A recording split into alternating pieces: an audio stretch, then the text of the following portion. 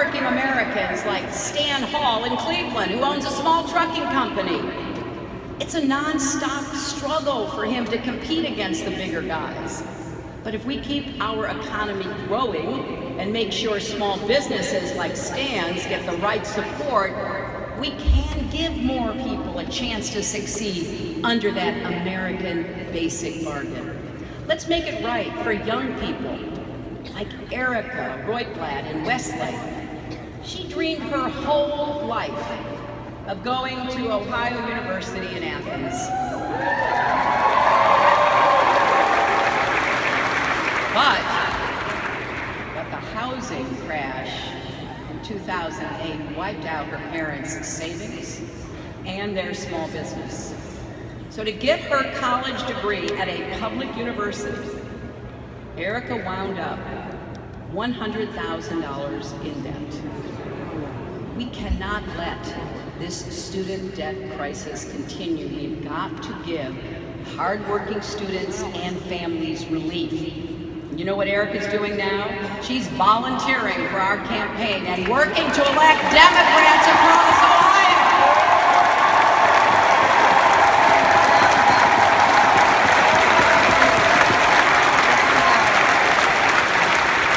Stan's volunteering with us too, because he, like so many people across Ohio and across the country, know that we are fighting for a better future. I got into this race because I wanted to even the odds for people who have the odds stacked against them. And this is not a time for half measures. To build an economy that works for everyone, not just those at the top, we've got to go big and we've got to go bold. So,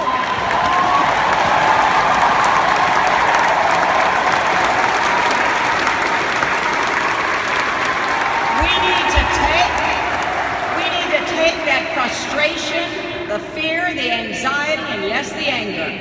And after we have vented it, we need to work together to achieve the kind of changes that will give everybody in this country a better shot. So let's set 5 ambitious goals for our economy.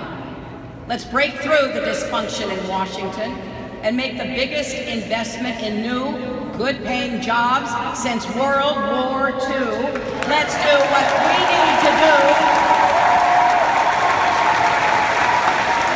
to invest in infrastructure like President Eisenhower did with the interstate highway system. That's when Republicans used to believe in building America and putting Americans to work. That's what we're going to do again.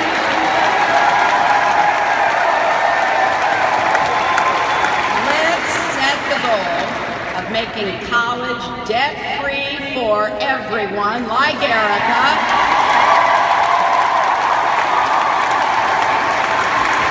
And let's provide debt relief. Let's provide debt relief as soon as we can.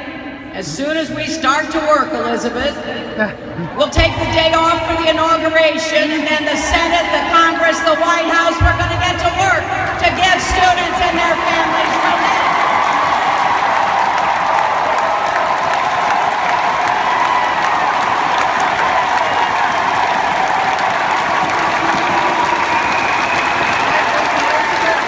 Now, we've got more work to do, so let's set the goal of rewriting the rules so more companies share profits with their employees, not just their executives, instead of shipping profits and jobs overseas. We've got the greatest country and the greatest economy in the world. Let's start acting like it, and let's make it clear that the companies have to be part of that greatness.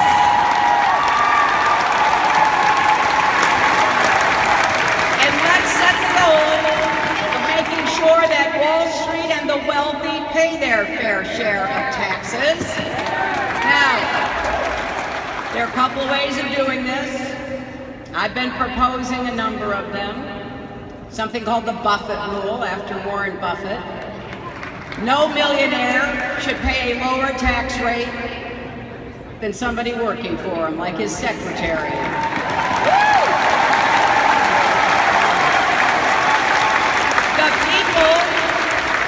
The people who have profited the most, even since the Great Recession, are people who now need to give back. This country has given so much to all of us, and everybody should share the burden. So I have made a pledge. I will not raise taxes on the middle class, but we are going to raise taxes on corporations and the wealthy.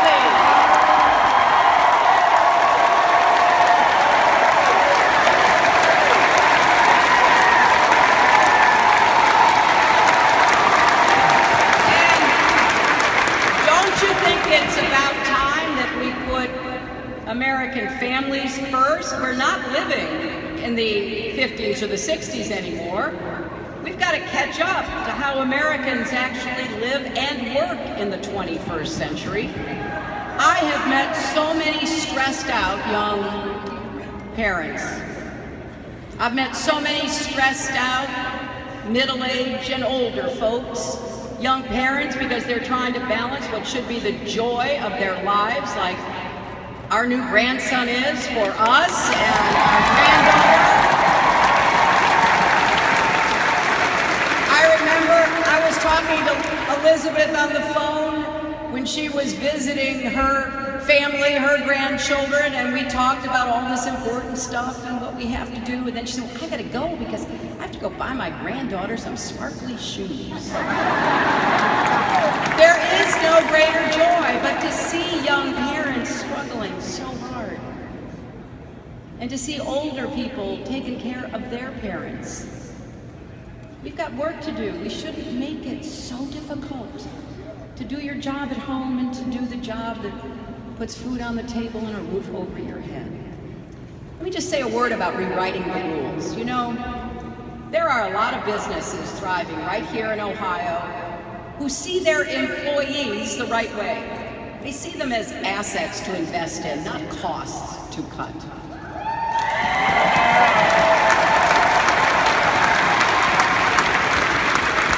But unfortunately, there are too many who take the opposite view, and their behavior contributes to stagnant wages and lower economic growth. That's why, as president, I will work to reward companies that share profits with their employees on top of paying a good wage. Because if they can do it for their executives, they sure can do it for their workers.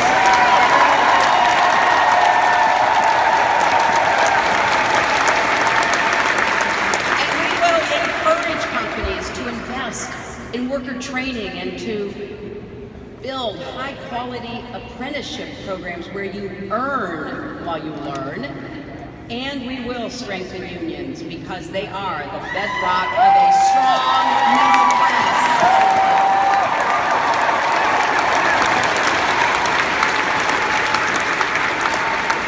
Unions help bring back the auto industry in Ohio, and they will help bring back America from coast to coast. So here's our message. Here's our message to every corporate boardroom. Do the right thing by your employees and your country, and we will stand by you.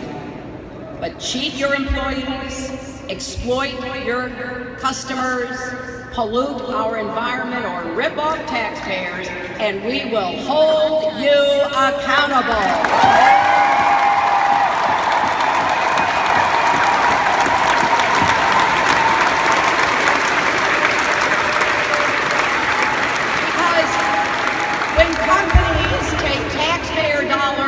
One hand and give out pink slips with the other, and ship hundreds of jobs overseas, we're going to make them pay back those tax benefits, and we're going to take that money and reinvest it in workers and communities, and we're going to slap an exit tax on companies that move their headquarters overseas to avoid paying